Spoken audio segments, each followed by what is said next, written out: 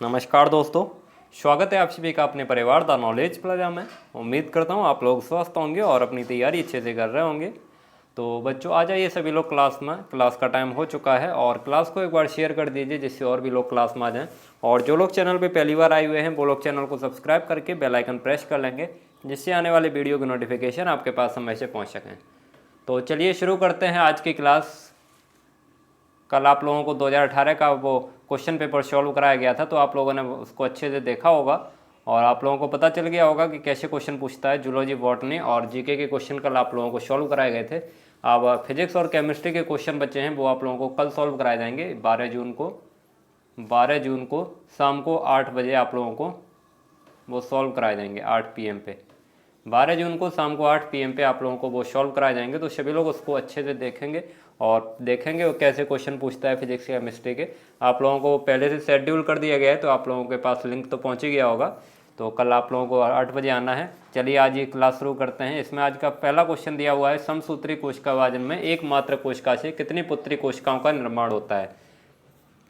तो इसमें आप लोगों को बताना है, समसूत्री कोशिका विभाजन में पूछा है, तो समसूत्री कोशिका विभाजन में केवल 2 पुत्री कोशिकाओं का निर्माण होता है। और अर्धसूत्री में कितनी होता है? अर्धसूत्री में 4 पुत्री कोशिकाओं का निर्माण होता है। अगला क्वेश्चन देखिए, ये दिया हुआ है, समसूत्री कोशिका विभाजन की खोज किसने की थी। समसूत्री कोशिका विभाजन की खोज बतानी है आप लोगों को। तो समसूत्री कोशिका विभाजन की खोज किसने की थी? इसको इंग्लिश में क्या बोलते हैं? तो माइटोसिस सेल डिवीजन। तो इसकी खोज की थी डब्ल्यू फ्लेमिंग ने। डब्ल्यू फ्लेमिंग, इनका पूरा नाम क्या था? तो वाल्टर फ्लेमिंग। कब की थी? 1881 ईस्वी में की थी। 1881 ईस्वी में डब्ल्यू फ्लेमिंग या वाल्टर फ्लेमिंग ने इसकी खोज की थी। और फार्मर और मूरे ने किसकी खोज की थी? तो ये अर्धसूत्री कोशिका विभाजन की खोज की थी। अर्धसूत्री अर्धसूत्री कोशिका विभाजन की खोज किसने की थी? फार्मर और मूरे ने। ये इसको मियोसिस सेल डिवीजन बोलते हैं। अगला क्वेश्चन देखिए, अब ये दिया हुआ है, अर्धसूत्री कोशिका विभाजन में गुणसूत्र कितनी बार विभाजित होते हैं। अर्धसूत्री कोशिका विभाजन में गुणसूत्र जो हैं वो कितनी बार विभाजित होते हैं? 1, 2, 3, 4। तो ये कितने बार विभाजित होते हैं? 2 बार। अर्धसूत्री कोशिका विभाजन में गुणसूत्र 2 बार विभाजित होता है। अगला क्वेश्चन देखिए,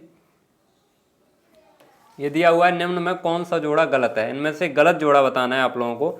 तो आरएनए और प्रोटीन का संश्लेषण जीवन में होता है, बिल्कुल सही है। आरएनए प्रोटीन का संश्लेषण G2 में होता है, ये भी बिल्कुल सही है। आरएनए प्रोटीन का संश्लेषण S में होता है, ये गलत है। यहाँ पे S में आरएनए और प्रोटीन का संश्लेषण नहीं होता है, तो इसमें गलत जोड़ा पूछा है, तो इसका ये C ऑप्शन सही हो जाएगा। नेक्स्ट क्वेश्चन देखिए, अब ये दिया हुआ है, इंटरफेज अवस्था में कोशिका में होता है। इंटरफेज अवस्था में कोशिका में क्या होता है? जो इंटरफेज अवस्था होती है, तो वृद्धि एवं विकास होता है, विभाजन होता है, उत्परिवर्तन होता है या सभी। तो सभी लोग जल्दी से आंसर करिए इसका। इंटरफेज अवस्था में कोशिका में क्या होता है?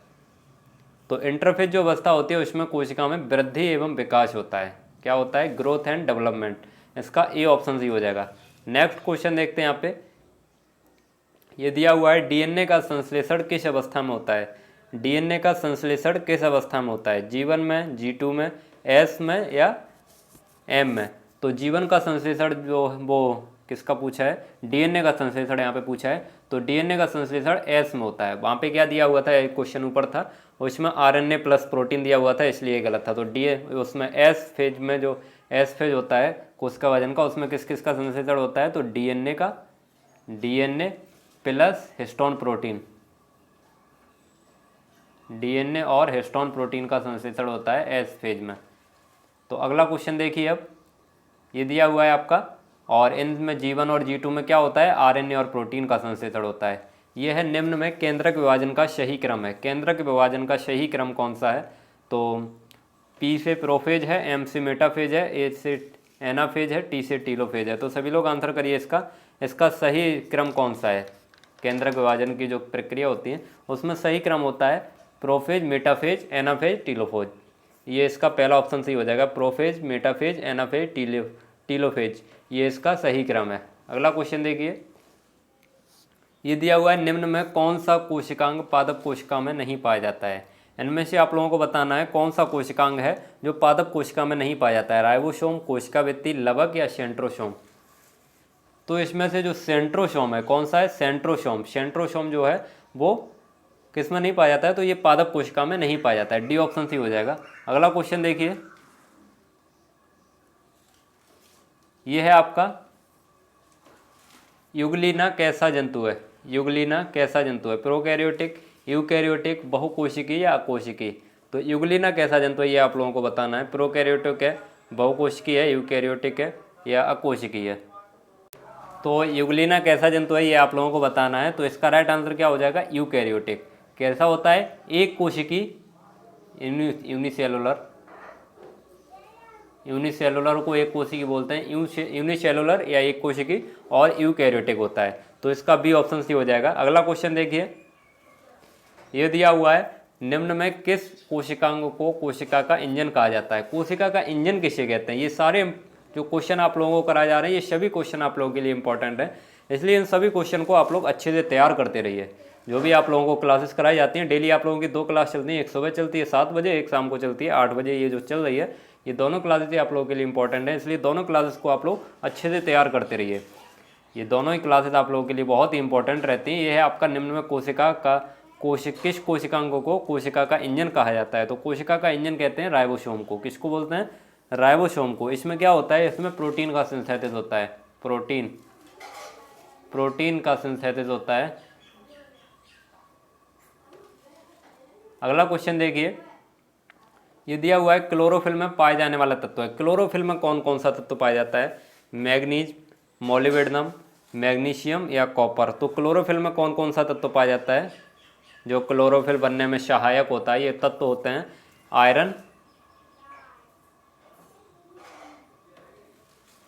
आयरन और मैग्नीशियम, ये 2 तत्व होते हैं। तो इसमें से कौन सा ऑप्शन दिया है, मैग्नीशियम वाला ऑप्शन दिया है, तो डी ऑप्शन सी हो जाएगा। इन दोनों तत्वों को आप लोग याद कर लेंगे।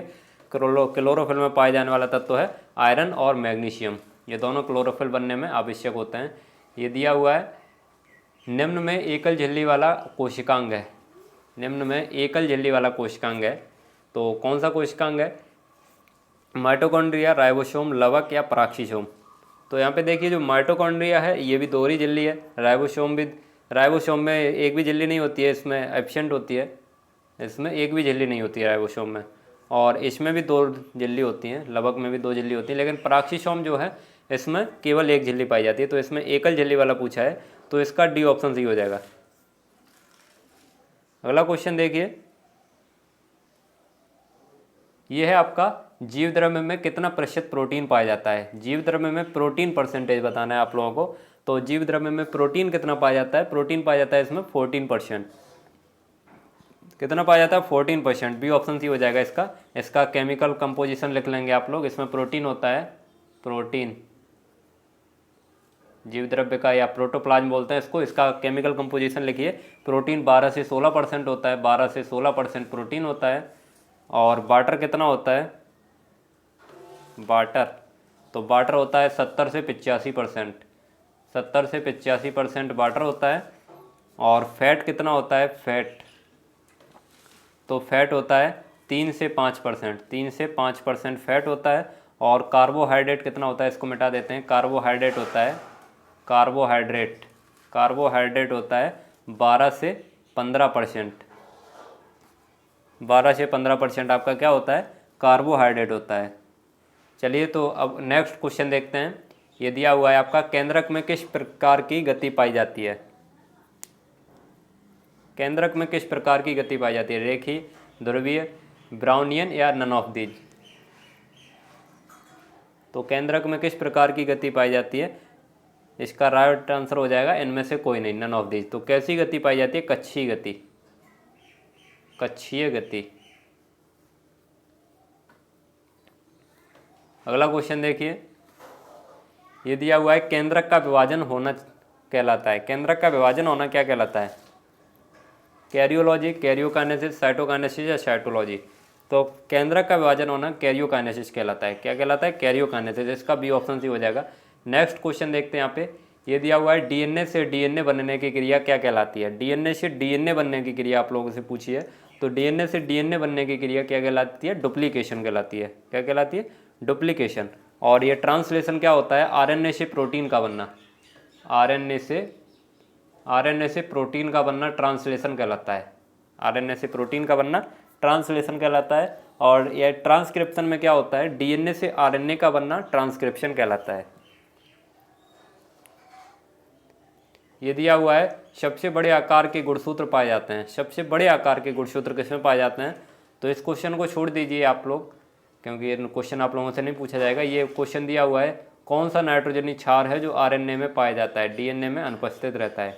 इनमें से कौन सा नाइट्रोजनी क्षार है जो आरएनए में पाया जाता है लेकिन डीएनए में अनुपस्थित रहता है? एडेनिन, ग्वानिन, यूरेसिल या थाइमिन? तो इसका राइट आंसर हो जाएगा यूरेसिल। यूरेसिल जो है वो आरएनए में पाया जाता है लेकिन डीएनए में एब्सेंट रहता है। अगला क्वेश्चन देखिए, ये दिया हुआ है गुणसूत्रों का अध्ययन करते हैं। गुणसूत्रों का अध्ययन किस में करते हैं? गुणसूत्र को इंग्लिश में क्या बोलते हैं? तो इसको क्रोमोजोम बोलते हैं। तो क्रोमोजोम की स्टडी किस में करते हैं? मेटाफेज अवस्था में। किस में? मेटाफेज अवस्था में क्रोमोजोम का अध्ययन करते हैं। इसका बी ऑप्शन सही हो जाएगा। इसमें जो गुणसूत्र होते हैं वो मध्य रेखा पर आ जाते हैं, मध्य रेखा पर आ जाते हैं गुणसूत्र, तब इसकी स्टडी की जाती है। चलिए नेक्स्ट क्वेश्चन देखते हैं। ये दिया हुआ है वाटसन, क्रिक तथा विल्किंस को डीएनए डबल हेलिक्स मॉडल खोज पर नोबेल मिला था। वाटसन, क्रिक और विल्किंस को नोबेल पुरस्कार कब दिया गया था डीएनए की डबल हेलिक्स मॉडल खोज के लिए? तो इसका राइट आंसर क्या हो जाएगा? 1962 में। कब दिया गया था? 1962 में। बी ऑप्शन सही हो जाएगा इसका। और खोजा कब था?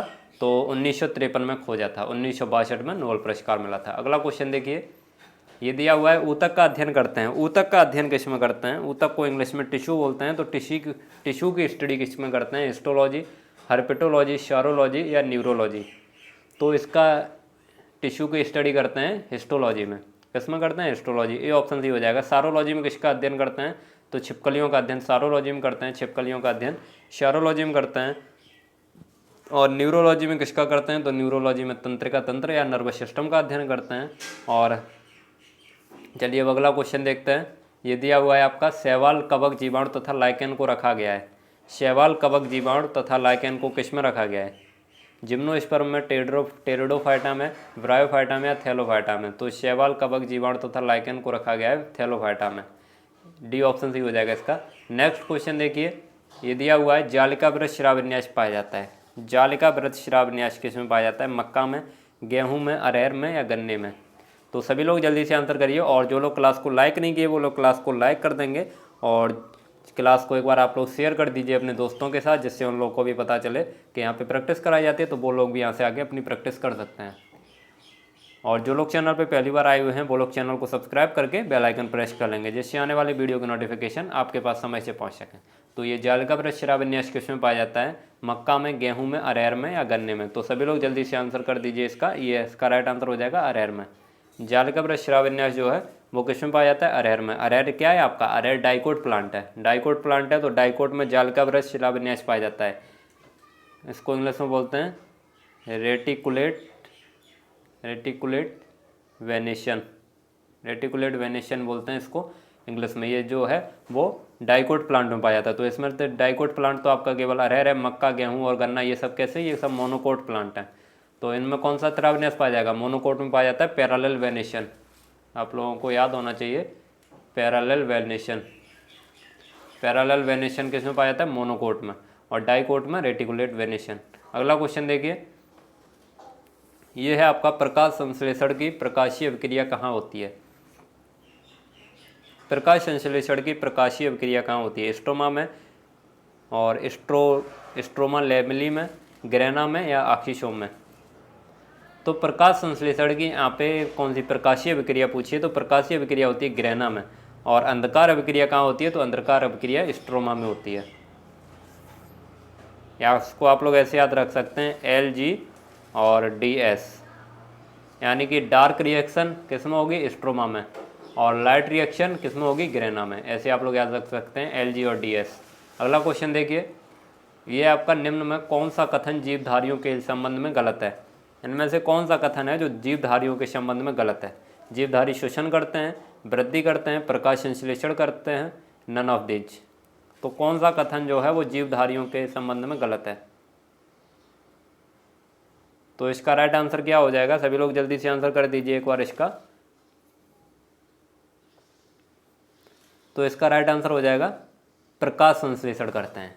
प्रकाश संश्लेषण कहाँ करते हैं जीवधारी? श्वसन तो करते हैं, वृद्धि भी करते हैं, तो प्रकाश संश्लेषण केवल कौन करते हैं? केवल पादप करते हैं प्रकाश संश्लेषण, इसलिए इसका सी ऑप्शन गलत हो जाएगा।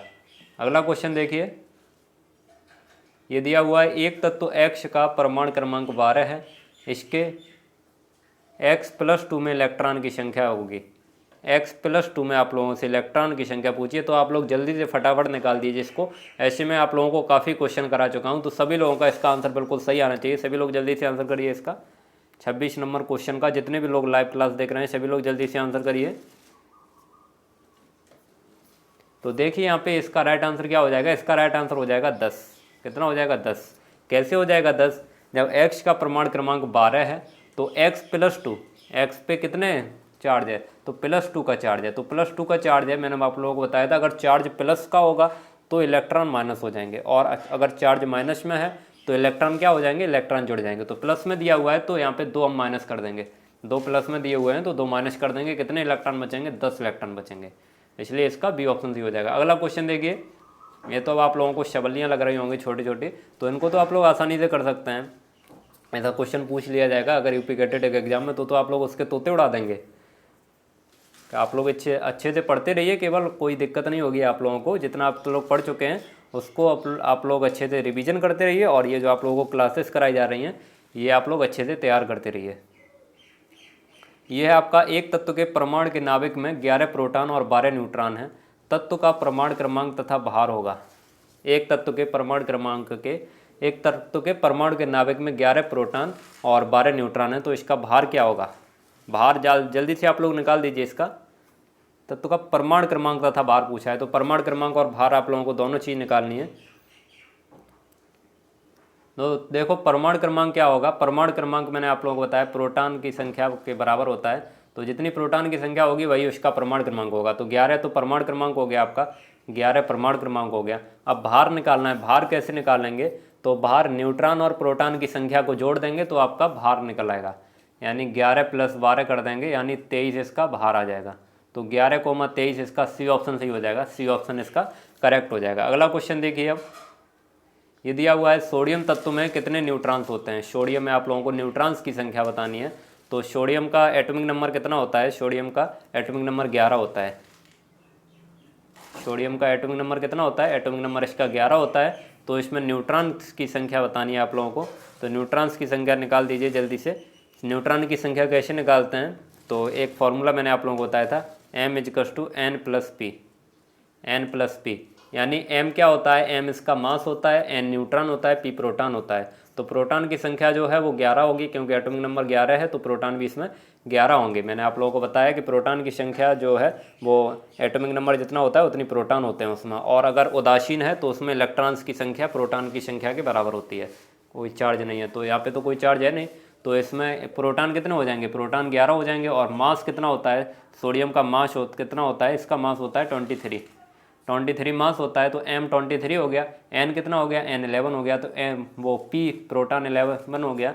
तो n की वैल्यू आप लोग निकाल सकते हैं। 23 में से 11 को माइनस कर देंगे तो कितना आ जाएगा? 12। तो न्यूट्रॉन्स की संख्या इसमें आ जाएगी 12 इसमें न्यूट्रॉन हो जाएंगे। इसका सी ऑप्शन सही हो जाएगा। अगला क्वेश्चन देखिए, यहाँ पे ये दिया हुआ है सही मिलान करो। इसमें से सही मिलान करना है आप लोगों को, इलेक्ट्रॉन प्रोटॉन न्यूट्रॉन। तो ये तो सब लोगों को रटा होगा बिल्कुल। सभी लोग जल्दी से आंसर कर दीजिए इसका राइट आंसर कौन सा होगा? तो सभी लोग जल्दी से आंसर करिए, जितने भी लोग लाइव देख रहे हैं। आप लोग आंसर बहुत धीरे धीरे करते हैं, जल्दी से आंसर किया करिए आप लोग। तो इसका राइट आंसर हो जाएगा बी ऑप्शन सही हो जाएगा इसका, पहले का दूसरा। यानी इलेक्ट्रॉन की खोज किसने की थी? थॉमसन ने की थी। दूसरे का तीसरा। प्रोटॉन की खोज किसने की थी? रदरफोर्ड ने की थी। और तीसरे का पहला। न्यूट्रॉन की खोज किसने की थी? तो चैडविक ने की थी। इसका बी ऑप्शन करेक्ट हो जाएगा। अगला क्वेश्चन देखिए, अब ये दिया हुआ है आपका, नीचे दिए गए कथन में सम इलेक्ट्रॉनिक के लिए सही है। इनमें से सम इलेक्ट्रॉनिक के लिए कौन सा सही है? सम इलेक्ट्रॉनिक में क्या होता है? इलेक्ट्रॉनों की संख्या समान होती है। तो इलेक्ट्रॉनों की संख्या समान होगी, तो इसका राइट आंसर कौन सा होगा? सब में सम इलेक्ट्रॉनिक के लिए कौन सा सही है? आप लोग इसमें इलेक्ट्रॉन निकालिए। इसमें इलेक्ट्रॉन कितने होंगे? ये O2- दिया हुआ है, तो O2- में इलेक्ट्रॉन कितने होंगे? ऑक्सीजन में कितने होते हैं? ऑक्सीजन में 8 होते हैं, और 2 माइनस दिया हुआ है, तो 8 + 2 के यानी 10 हो जाएंगे इसमें। और Na के निकालिए, तो इसमें भी कितने होते हैं, इसमें भी 10 होते हैं। और ये K+ का आप लोग निकालेंगे तो पोटेशियम का कितना होता है, पोटेशियम का 19 होता है, 19 होता है। तो इसमें एक प्लस लगा हुआ है तो 19 में से एक माइनस कर देंगे, क्योंकि एक प्लस लगा है तो एक माइनस कर देंगे, कितना बचेगा, 18 बचेगा यहाँ पे। और कैल्शियम का कितना होता है, कैल्शियम का 20 होता है, इसमें 2 प्लस लगा है तो 2 माइनस कर देंगे, तो इसमें कितने बचेंगे, इसमें भी 18 बचेंगे। यानी इसमें भी दोनों में बराबर हैं। पहला तो आपका सम इलेक्ट्रॉनिक है, दूसरा भी सम इलेक्ट्रॉनिक है। तीसरा देख लीजिए, तीसरा क्या दिया हुआ है, SO2 और H2O। SO2 और H2O इसमें कितने होंगे, इसमें आप लोगों के 32 होंगे, इसमें आप लोगों के 32 होंगे, आप लोग निकाल लीजिए। और इसमें आप लोगों के 10 होंगे, तो इसमें अलग अलग हैं। तो इसका कौन सा, डी ऑप्शन सी हो जाएगा। A and B both, A and B पहला और दूसरा जो है वो आप लोगों के सम इलेक्ट्रॉनिक है, इसमें इलेक्ट्रॉनों की संख्या समान होती है। और सम न्यूट्रॉनिक में क्या होती है, न्यूट्रॉनों की संख्या समान होती है। अभी आपका दिया हुआ है, ये दिया हुआ है निम्न में कौन संभारिक है, इनमें से संभारिक कौन सा है। तो संभारिक में क्या होता है, संभारिक में भी आप लोगों को बता चुका हूँ। तो संभारिक में परमाणु क्रमांक अलग अलग होता है, परमाणु क्रमांक जो है वो अलग अलग होता है और परमाणु भार समान होता है। तो इसमें कौन सा ऑप्शन सही हो जाएगा, बी ऑप्शन सही हो जाएगा। इसमें कार्बन और नाइट्रोजन है, इन दोनों के परमाणु भार बराबर हैं और परमाणु क्रमांक अलग अलग है, इसलिए ये दोनों एक दूसरे के संभारिक हैं।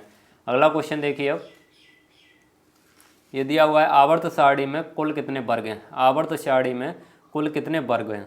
तो आवर्त सारणी में कुल कितने वर्ग होते हैं, 18 वर्ग हैं और 7 पीरियड हैं, 7 पीरियड हैं या आवर्त।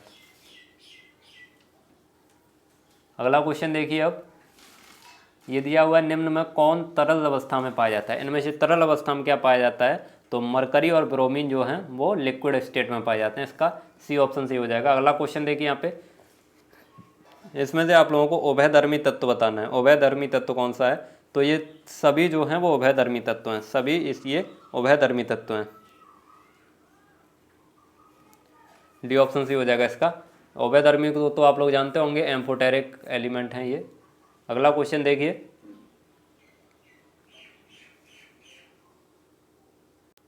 ये दिया हुआ है इनमें से कितने गैस हैं।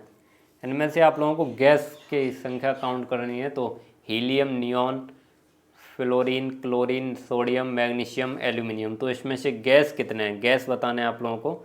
तो इसमें से देखिए आप लोगों का कौन कौन सा गैस है, हीलियम गैस है, नियॉन गैस है, फ्लोरीन गैस है और क्लोरीन गैस है। ये आपके 4 गैस हैं।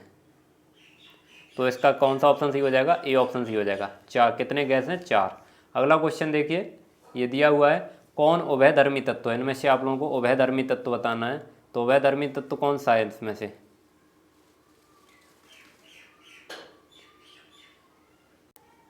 तो इसमें तो 2 आंसर सही दे दिए हैं। ये भी आपका उभयधर्मी होता है और ये भी आपका उभयधर्मी होता है। तो ये दोनों आपके आंसर सही हैं। इसमें ऑप्शन गलत दिए हुए हैं क्योंकि एक ही ऑप्शन देना चाहिए था सही वाला। तो इसको आप लोग छोड़ देंगे क्वेश्चन को, क्योंकि इसमें ऑप्शन गलत हैं। ये दोनों ही आपके उभयधर्मी ऊपर वाले, ए एंड बी। ये है आपका, या तो एक ऑप्शन ए एंड बी बहुत देना चाहिए था, इसमें ऑप्शन गलत दे दिए हैं। ये है आपका, यदि किसी तत्व का परमाणु क्रमांक 9 है तो इसके नीचे वाले तत्व का परमाणु क्रमांक होगा। यदि किसी तत्व का परमाणु क्रमांक 9 है तो इसके नीचे वाले तत्व का परमाणु क्रमांक क्या होगा, तो इसके नीचे वाले तत्व का परमाणु क्रमांक क्या होगा, 17 होगा। 17 होगा, कितना होगा, 17, क्योंकि 9 + 8 कर देंगे, 9 + 8 बराबर कितना आ जाएगा, 17। 17 इसका परमाणु नीचे वाले का पूछा है। अगला क्वेश्चन देखिए, अब ये दिया हुआ है यदि किसी तत्व का परमाणु क्रमांक 15 है तथा द्रव्यमान 31 है तो न्यूट्रॉनों की संख्या होगी। इनमें से आप लोगों को न्यूट्रॉनों की संख्या बतानी है। यदि किसी तत्व का परमाणु क्रमांक 15 है तथा द्रव्यमान 31 है तो न्यूट्रॉनों की संख्या कैसे निकालते हैं, मैंने आप लोगों को फॉर्मूला बताया था। इस फॉर्मूले के आप लोग रट लीजिए क्योंकि इससे काफ़ी क्वेश्चन होते हैं। m = n + p, तो n की इसमें न्यूट्रॉन निकालने हैं तो n क्या करेंगे, m - p करेंगे। तो यहाँ पे क्या क्या दिया हुआ है देखिए, परमाणु क्रमांक दिया हुआ है। परमाणु क्रमांक दिया हुआ है तो जितना परमाणु क्रमांक है वही इसमें प्रोटॉन होंगे, ये आप लोग याद कर लीजिए। जितना परमाणु क्रमांक होगा वही प्रोटॉन होंगे। और द्रव्यमान भी दिया हुआ है, तो द्रव्यमान कितना दिया हुआ है, 31 दिया हुआ है। और परमाणु क्रमांक 15 दिया हुआ है तो यही प्रोटॉन होंगे, तो 15 माइनस कर देंगे तो कितना आ जाएगा, तो इसका राइट आंसर आ जाएगा 16। कितने, 16। ए ऑप्शन सी हो जाएगा इसका, इसमें 16 न्यूट्रॉन होंगे। अगला क्वेश्चन देखिए, ये है यदि ए द्रव्यमान और n न्यूट्रॉन की संख्या है ए द्रव्यमान है और n न्यूट्रॉन की संख्या है, तो a माइनस एन बराबर होगा, तो a माइनस एन बराबर क्या होगा, इसका राइट आंसर क्या होगा, a minus N equals to क्या होगा, प्रोटॉन होगा। जैसा मैंने अभी आप लोगों को ऊपर बताया था वैसा ही बिल्कुल क्वेश्चन है, क्योंकि द्रव्यमान में से अगर आप लोग न्यूट्रॉन की संख्या घटा देंगे तो क्या निकल आएगा, प्रोटॉन निकल आएगा। अगला क्वेश्चन देखिए, ये दिया हुआ है किसी परमाणु के बाहरी कोश में अधिकतम इलेक्ट्रॉनों की संख्या 2n² होती है, यह नियम है। किसी परमाणु के बाहरी कोश में अधिकतम इलेक्ट्रॉनों की संख्या कितनी होती है, 2n² होती है। ये किसका नियम है, अफबाउ का नियम है, बोरबरी का नियम है, हुंड का नियम है या शबी का नियम है, तो ये किसका नियम है, बोरबरी का नियम है। इसका बी ऑप्शन सी हो जाएगा, किसका है, बोरबरी का। नेक्स्ट क्वेश्चन देखिए, ये आप लोगों को यहाँ पे पीरियोडिक टेबल भी दी है समझाने के लिए, तो इससे आप लोग समझ सकते हैं। आप लोगों को उस पर दे दिया जाएगा, PDF आप लोगों को प्रोवाइड कर दिया जाएगा, उस पर आप लोगों को ये पीरियोडिक टेबल भी मिल जाएगा, उससे आप लोग देख सकते हैं। ये आप लोगों का दिया हुआ है, इलेक्ट्रॉन को ऊर्जा के बढ़ते क्रम में रखा जाता है, यह नियम है। इलेक्ट्रॉन को ऊर्जा के बढ़ते क्रम में रखा जाता है, यह नियम है। यह किसका नियम है, हुंड का नियम है, अफबाउ का नियम है, बोरबरी का नियम है, थॉम्सन का नियम है। तो इलेक्ट्रॉन को ऊर्जा के बढ़ते क्रम में रखा जाता है, यह किसका नियम है, यह अफबाउ का नियम है। किसका है, अफबाउ का नियम है, बी ऑप्शन सी हो जाएगा। अगला क्वेश्चन देखिए, यहाँ पे देख लीजिए आप लोग, अफबाउ का नियम जो था, अफबाउ का नियम किसके लिए था, अफबाउ का नियम उपकोष के लिए था। अफबाउ का नियम उपकोष के लिए था। हुंड का नियम किसके लिए था, तो हुंड का नियम कक्षक के लिए था। हुंड का नियम जो था वो कक्षक के लिए था, और बोरबरी का नियम कोष के लिए था। इन तीनों लोगों ने नियम दिए थे, वो बोरबरी ने कोष के लिए दिया था, अफबाउ ने उपकोष के लिए, और हुंड ने कक्षक के लिए। अगला क्वेश्चन देखिए, अब ये दिया हुआ है, हुंड के नियम के अनुसार सही है। हुंड के नियम के अनुसार सही कौन सा है इसमें से, तो सभी लोग जल्दी से आंसर करिए, हुंड के नियम के अनुसार सही है तो सही कौन सा है इसमें, सही वाला आपका डी ऑप्शन सही होगा इसमें। कैसे, मैंने आप लोगों को बताया था कि आप लोगों को ऐसे ये 3 कॉलम हैं, 3 कॉलम हैं और 4 इलेक्ट्रॉन भरने हैं, तो आप लोग कैसे भरेंगे, पहले कॉलम में 1 इलेक्ट्रॉन भरेंगे, फिर ऐसा ही ऊपर को एरो करके फिर दूसरे में भरेंगे, फिर ऊपर को एरो करके तीसरे में भरेंगे। पहले आप लोगों को ऊपर एरो करके भरना है, फिर अगर बचता इलेक्ट्रॉन तो फिर पहले वाले में भरेंगे, पहले वाले में फिर भरेंगे, और ये नीचे एरो करके भरेंगे। तो ये इसमें कौन सा, डी ऑप्शन देखिए बिल्कुल सही भरा हुआ है, इसलिए आपका डी ऑप्शन सही है। इसमें दोनों में ही भर दिए, तीसरा वाला बिल्कुल खाली छोड़ दिया है, पहले तीनों में भरना है, अगर फिर भी बचता है तो उसके बाद डबल करना है। अगला क्वेश्चन देखिए, और इसमें देखिए दूसरे ऑप्शन में क्या किया था, दूसरे ऑप्शन में ये दूसरे वाले में ऐसा भर दिया था, पहले आप लोगों को ऐसे भरना है, और तीसरे वाले में क्या किया है, पहले वाले में ना भर के दूसरे बारे में भर दिया है, तो ये भी गलत है। डी ऑप्शन इसका बिल्कुल सही है। नेक्स्ट क्वेश्चन देखते हैं, यहाँ पे ये दिया हुआ है 3D² निकाय के दूसरे इलेक्ट्रॉन की चारों क्वांटम संख्याओं के मान निकालिए। यहाँ पे आप लोगों को चारों क्वांटम संख्याओं के मान निकालने हैं, तो क्वांटम संख्याओं के मान कैसे निकालते हैं ये मैं आप लोगों को बता चुका हूँ। तो यहाँ पे देखिए 3D2 है, तो इसमें n कितना होगा, n बराबर होगा यहाँ पे 3, क्योंकि 3D दिया हुआ है तो n बराबर होगा 3। और फिर क्या निकालेंगे, फिर l की वैल्यू निकालेंगे, n l m s 4 होते हैं। l की वैल्यू क्या होगी, l की वैल्यू मैंने आप लोगों को बताया था, s में कितनी होती है, s में 0 होती है, p में कितनी होती है, p में 1 होती है, और d में 2 होती है, और f में 3 होती है। तो d में कितनी होगी, l की वैल्यू 2 होगी। और m की वैल्यू क्या होगी, m की वैल्यू मैंने आप लोगों को बताया था, m की वैल्यू जो है वो l पर डिपेंड करती है।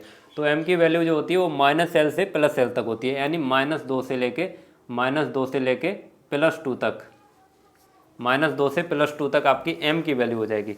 और h की वैल्यू क्या होगी, h की वैल्यू होगी इसमें +1/2 इसमें h की वैल्यू हो जाएगी। तो यहाँ पे देखिए कौन सा ऑप्शन दिया हुआ है इसमें 3 2 -2 से +2 तक, और +1/2 कौन सा दिया हुआ है, पहला वाला 3 3 दिया हुआ है तो गलत है, दूसरा वाला 3 2 1 दिया हुआ है ये भी गलत है, तीसरा वाला 3 2 -2 दिया हुआ है ये भी गलत है। तो इसका डी ऑप्शन करेक्ट हो जाएगा, डी ऑप्शन इनमें से कोई नहीं, नन ऑफ दी हो जाएगा। और इसका आंसर क्या आएगा, तो मैंने अभी आप लोगों को बताया था वही इसका आंसर आएगा। अगला क्वेश्चन देखिए, ये दिया हुआ है, अफबाउ का सिद्धांत लागू होता है। अफवाहों का सिद्धांत लागू नहीं है। किस किस पे लागू नहीं है? अफवाहों के अपवाद पूछा है इसमें, आप लोगों से क्वेश्चन घुमा दिया है, अफवाहों का सिद्धांत लागू नहीं है। तो मैंने आप लोगों को बताया था अफवाहों के नियम के अपवाद कौन कौन है। तो कॉपर और क्रोमियम जो है ये अफवाहों के अपवाद हैं, इनमें अफवाहों का सिद्धांत लागू नहीं होता है। बी ऑप्शन करेक्ट हो जाएगा इसका। नेक्स्ट क्वेश्चन है आपका, न्यूट्रॉन्स के द्रव्यमान की कोटि है। न्यूट्रॉन्स के द्रव्यमान की कोटि, न्यूट्रॉन्स का द्रव्यमान आप लोगों को बताना है। तो न्यूट्रॉन्स का द्रव्यमान कितना होता है? तो न्यूट्रॉन का द्रव्यमान होता है 10⁻⁻24 किलोग्राम, 10⁻⁻24 किलोग्राम। नेक्स्ट क्वेश्चन देखते हैं। नेक्स्ट क्वेश्चन दिया हुआ, ये सब क्वेश्चन आप लोग अच्छे से तैयार करते रहिए, क्योंकि ये जो भी क्वेश्चन आप लोगों को कराए जा रहे हैं बहुत ही इंपॉर्टेंट क्वेश्चन है, इसलिए सभी क्वेश्चन को आप लोग अच्छे से तैयार करते रहिए। और जो लोग क्लास को अभी तक लाइक नहीं किए वो लोग लाइक कर देंगे, और जो लोग पहली बार आए हुए हैं चैनल पे वो लोग चैनल को सब्सक्राइब करके बेल आइकन प्रेस कर लेंगे। और इसका पीडीएफ कहाँ पे मिलता है? तो पीडीएफ आप लोगों को पेड ग्रुप पे प्रोवाइड कर दिया जाता है। तो जो लोग पेड ग्रुप पे ऐड होना चाहते हैं वो लोग क्या करेंगे, वो लोग इस नंबर पे मैसेज कर देंगे 9720802028, 9720802028, ये टेलीग्राम नंबर है, इस पर आप लोग मैसेज कर देंगे यूपीकेटेड पीडीएफ 2022। तो आप लोगों को पता चल जाएगा कैसे आप लोगों को इसमें पेड ग्रुप में ऐड किया जाएगा और क्या क्या प्रोसेस आप लोगों को कंप्लीट करनी होगी। और आप लोगों को वो मॉडल पेपर दिया गया था, उसका आंसर शीट मिल गया है आप लोगों को। तो आप लोग बता दीजिए कितने क्वेश्चन आप लोगों के सही हैं। आप लोग इसी क्लास में कमेंट कर दीजिए कितने क्वेश्चन आप लोगों के सही हैं। जल्दी से एक बार सब लोग कमेंट कर दीजिए जिन लोगों ने मिला लिए हैं। आंसर शीट तो आप लोगों को मिल ही गया होगा।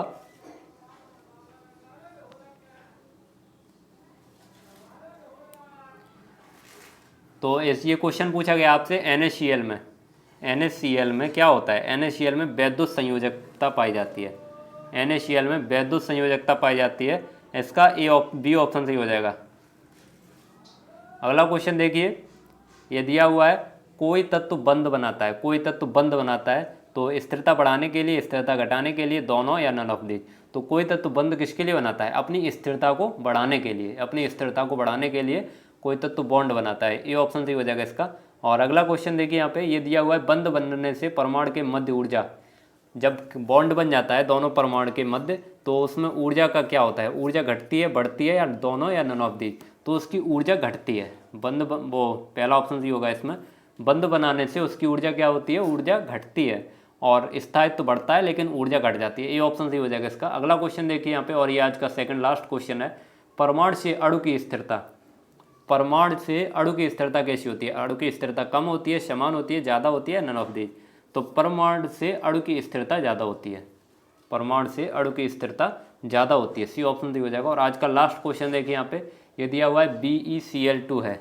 BeCl2 है, इसमें कौन सा बॉन्ड है? तो इसमें जो है, इसमें सह संयोजक बंध है। कौन सा बंध है? सह संयोजक बंध है या कोवालेंट बॉन्ड है। इसको कोवालेंट बॉन्ड बोलते हैं, कोवालेंट बॉन्ड। और उपसह संयोजक को क्या बोलते हैं? उपसह संयोजक को क्या बोलते हैं? तो कोऑर्डिनेट बॉन्ड बोलते हैं उपसह संयोजक को। तो आज की क्लास आप लोगों की यहीं पे समाप्त होती है। उम्मीद करता हूँ आप लोगों को क्लास अच्छी लगी होगी।